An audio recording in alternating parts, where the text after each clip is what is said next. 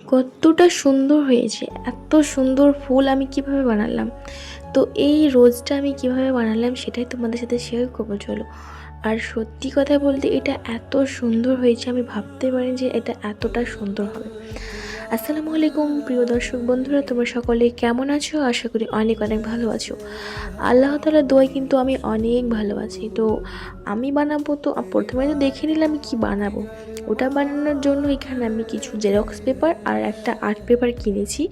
তো জেরক্স পেপারগুলো প্রথমে আমি আলতা দিয়ে কালার করেছি, পুরোটাকে একই কালার করেছি। আর কিছু কয়েকটা পেজকে আমি ওইভাবে ছাপা ছাপা করে গোলাপ ছাপা মতো করে করে নিয়েছি। যাই হোক, তো ওগুলোকে লম্বা লম্বা করে প্রথমত আমি কেটে নিয়েছি। লম্বা লম্বা করে কাটা হয়ে গেলে এভাবে ছোটো ছোটো করে চারকোনা করে কেটে নিতে হবে। তারপর এই যে এভাবে একটা করে সাইড দিয়ে একটু একটা গোলাপের ফুলের মতো সাইজ করে কেটে নিয়ে ব্যাস একটা ছোটোখাটো তোমরা গ্লাস দিতে পারো, যে কোনো বাটি ফাটি যাই বলে নিতে পারো। তো আমি ভাবিনি যে সবগুলো একটা ফুল বানাতে সবগুলো লেগে যাবে। তো যাই হোক, ফুলটা কিন্তু খুবই সুন্দর হয়েছে।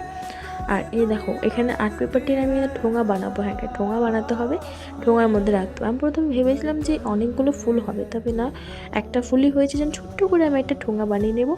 আর এটা যেহেতু আর্ট পেপার ছিল, একটু শক্ত ছিল, আটার সাথে লাগছিল না, যেহেতু আমার আটাটা নর্মালি ফেভিকয়েল ছিল এর জন্য। তো যাই হোক, আমি ভেতরেও যে কুচি কুচি পেপারগুলো, কাগজগুলো যেগুলো ছিল ওগুলো আমি ভেতরে ভরে দিয়েছি। তারপর ওপর থেকে ফুলটাকে দিয়ে ভালোভাবে সাইড দিয়ে ভালো করে আঠা লাগিয়ে দিতে হবে, যাতে এটা খুলে না যায়। তবে এটা দেখতে সত্যি খুবই সুন্দর হয়েছে। তারপর এখানে একটা আমি আগে থেকে এই যে এই কাগজটাকে আমি কেটে নিয়েছি, তো অন্য কিছু পাচ্ছিলাম না হাতের কাছে, যেটুকু ছিল সেটুকু দিয়েই করেছি। আর এই দেখো, এইভাবে একটা ছোটোখাটো আমি একটা লাভ টাভ ডিজাইন করে নিয়েছি। সত্যি এটা ফাইনাল লুক এত সুন্দর হয়েছে, খুবই সুন্দর। তো ভিডিওটি ভালো লাগলে অবশ্যই লাইক কমেন্ট শেয়ার করে দেবো। হ্যাঁ, পেজটিকে ফলো করতে ভুলো না কিন্তু। তো সবাই ভালো থাকো, সুস্থ থাকো। আজকের মতো টাটা, ফিরছি আবার নেক্সট কোনো ভিডিওতে।